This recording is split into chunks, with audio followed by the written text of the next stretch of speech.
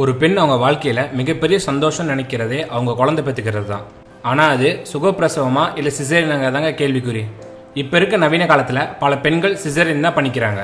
வாங்க சிசேரியன் முறை அதிகமான காரணம் என்ன, அது மூலம் ஏற்படுற பிரச்சனைகள் என்னென்னு பார்க்கலாம். பொதுவா ஒரு பொண்ணு கர்ப்பமா இருக்கும்போது அந்த பொண்ணை சந்தோஷமா பாத்துக்க வேண்டிய கடமை அந்த பொண்ணோட கணவரை சேர்ந்தது. அதே மாதிரி அந்த பொண்ணு சுகப்பிரசவம் அடைய அந்த பொண்ணுக்கு தேவையான உடல் பயிற்சியும் ஆரோக்கியமான உணவும் அந்த பொண்ணுக்கு கொடுக்கணுங்க. அது மூலம் அந்த பொண்ணு சுகப்பிரசவம் அடையறதுக்கு அதிகமான வாய்ப்பு அந்த பொண்ணுக்கு கிடைக்கும்.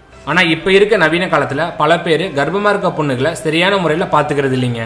இதனால கடைசியில சில தனியார் ஹாஸ்பிட்டல் அவங்களுக்கு ஏத்த மாதிரி தாயையும் குழந்தையும் காப்பாற்றணும்னா சிசேரியன் தான் பண்ணணும்னு சொல்றாங்க.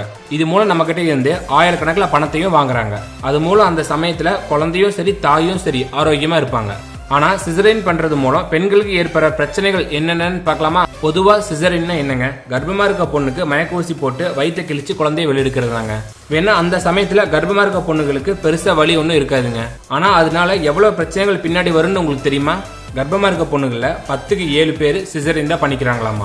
எதுக்குன்னா கர்ப்பமா இருக்க பொண்ணுகளுக்கு வலி இல்லாம பிரசவம் நடக்கணுமாமா. இதனால ஏற்படுற முதல் பிரச்சனைய பிறந்த குழந்தைக்கு தாய்ப்பால் கிடைக்காம போறதுதான்.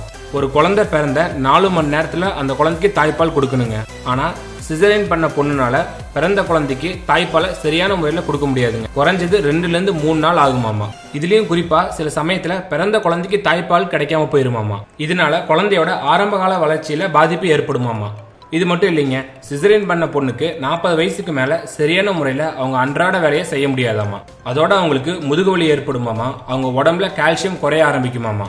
ஸோ சிசேரியனுக்கு அப்புறம் நீங்க சரியான முறையில ஆரோக்கியமான உணவை எடுத்துக்கணுங்க. அது என்னென்னு பார்க்கலாமா? நீங்க கர்ப்பமா இருக்கும்போது எப்படி ஆரோக்கியமான உணவு எடுத்துக்கிட்டீங்களோ அதே மாதிரி பிரசவத்துக்கு அப்புறமும் சரியான முறையில உணவு எடுத்துக்கணுங்க.